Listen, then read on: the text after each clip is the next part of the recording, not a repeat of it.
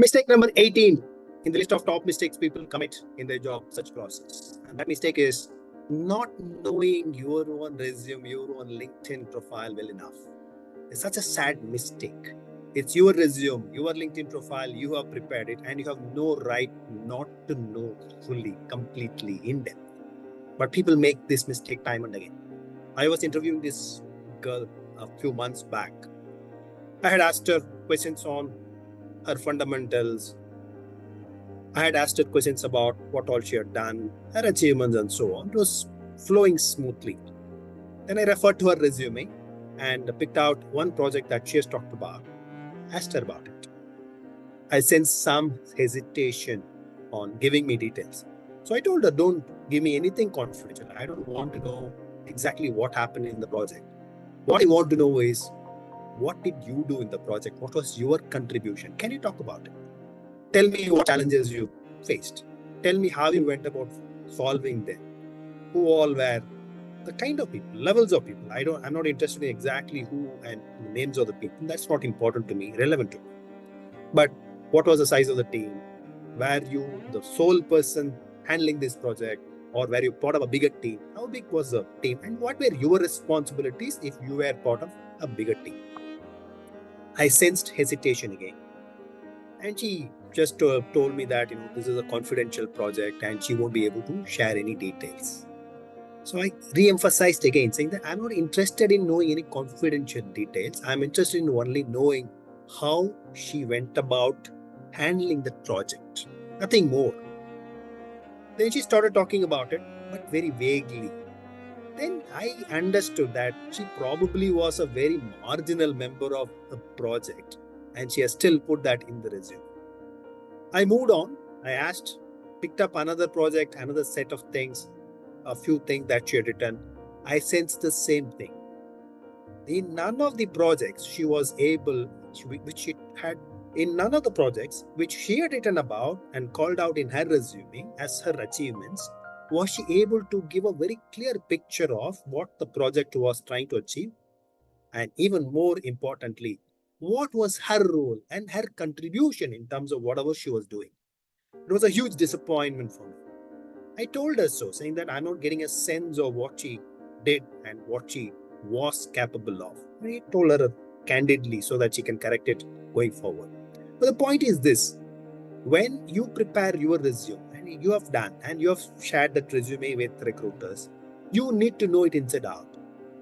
You should sit with the resume and whatever you had added onto your LinkedIn profile, because resume is a one-page document and the LinkedIn is an unending document. So you may want to add a lot more on your LinkedIn profile compared to what is there in the resume. But today's day and age, not only your resume will be consulted when the interview is happening, but your LinkedIn profile might also be seen and the questions may be asked even from that profile. Please remember that. But the point is, you prepare your resume, you prepare your LinkedIn profile, and you should know them inside out. So, simple thing, sit with your resume, look at what all you have called out, try to remember, try to imagine, try to go back in history in terms of when you were part of those projects, when you were delivering those things that you called out in your resume or LinkedIn, and prepare a note. What were you doing? How big was the project? How big was the team size which you were part of, if it was a team project? And what were the challenges that you faced?